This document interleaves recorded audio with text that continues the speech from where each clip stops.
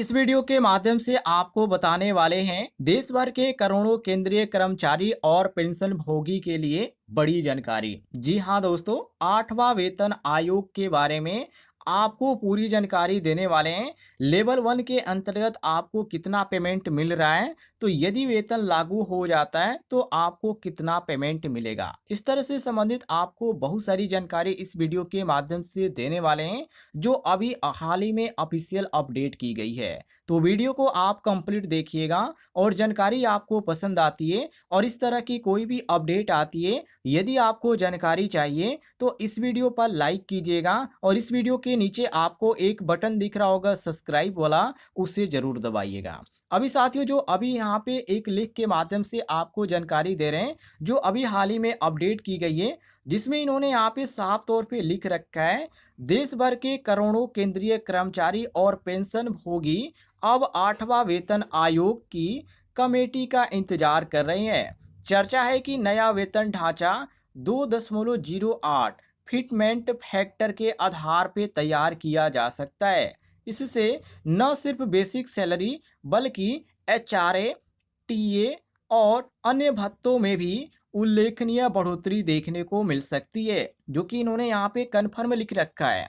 आगे इन्होंने यहाँ पे बता रखा है कि यहाँ पे आप पढ़ सकते हैं, इसमें इन्होंने बता रखा है 8वें जो यहाँ पे कमीशन है, उसमें जो फिटमेंट फैक्टर है वो क्या होने वाला है। तो इन्होंने यहाँ पे लिख रखा है, फिटमेंट फैक्टर वह गुणांक है जिससे मौजूदा बेसिक पे को गुणा करके नई सैलरी तय की जाएगी। जैसे कि 6वें वेतन आयोग में यहाँ पे 1.86 की बढ़ोतरी हुई थी, 7वें वेतन आयोग में 2.57 की और 8वें वेतन में जो संभावित है वो 2.08 की आपको बढ़ोतरी देखने को मिलेगी, जो एक अनुमान है। इन्होंने यहाँ पे कन्फर्म कह रखा है, जो कि यहाँ पे बता रखा है इन्होंने कि हालांकि 2.08 पिछले वेतन आयोग की तुलना में थोड़ा कम है, लेकिन इसका फायदा सभी स्तरों के कर्मचारियों को मिलेगा। खासकर ग्रुप सी और ग्रुप डी के कर्मचारियों को इसका ज़्यादा फायदा मिलेगा। आगे इन्होंने बता रखा है कि कितना आपको यहाँ पे लेवल 1 के पेमेंट मिल रहा था, तो कितना बढ़ोतरी हो जाएगी। यदि लेवल 2 के अंतर्गत आप इस समय पेमेंट पा रहे हैं तो यहाँ पे आपको 1900 रुपये मिल रहा होगा, लेकिन जब यहाँ पे वेतन लागू हो जाएगा 8वां, तो आपको यहाँ पे 52,555 तक मिलेगा। इसके बाद यहाँ पे लेवल 4 में 2400 यदि आपका है पेमेंट, तो आपको 75,762 तक मिलेगा। इसके बाद लेवल 5 में यदि आपका है 2800, तो 96 यहाँ पे 301 मिलेगा। और लेवल 6 में यदि 4200 है तो आपको यहाँ पे 94,883 आपको मिलेगा। इस तरह यहाँ पे लेवल 8 का भी देख सकते हैं, 4800 यदि है तो आपको 13,190 मिलेगा। इसके बाद लेवल 9 में आप देखेंगे, यदि आपका 54 है तो आपको 46,583 मिलेगा। तो ये यहाँ पे बढ़ोतरी होगी यदि 8वां वेतन लागू अभी हो जाता है, तो इतना आपको सब देखने को मिलेगा।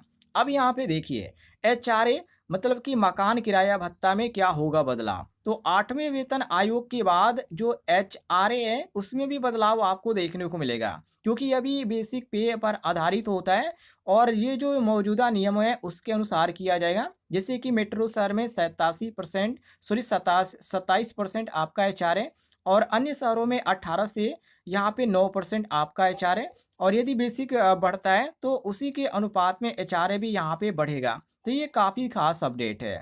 इसके बाद इन्होंने बता रखा है डीए होगा मर्ज, मतलब कि 8वें वेतन में डीए पर क्या असर पड़ेगा। तो ये कर्मचारी और पेंशन भोगी जानने चाहते हैं। तो यहाँ पर बता दूं कि डीए 0% से शुरू होगा और 8वें वेतन में फिटमेंट में इसको मर्ज कर दिया जाएगा और जुलाई 2026 से फिर नया डीए मिलना शुरू होगा। तो ये काफ़ी बड़ी अपडेट इन्होंने कर रखी है।